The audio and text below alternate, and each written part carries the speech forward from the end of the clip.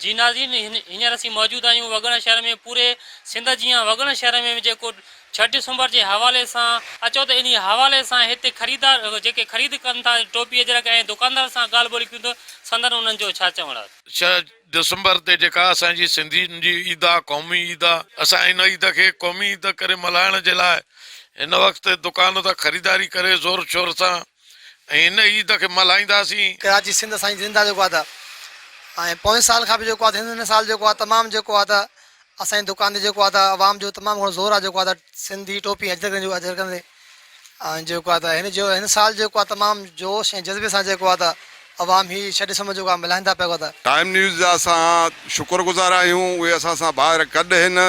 सम्झे 6 डिसंबर ते ईद जो ॾियारो आहे, तंहिंखां वधीक असां टोपी ऐं अजरक वॾी ख़ुशी ऐं धाम धूम सां मल्हाईंदासीं।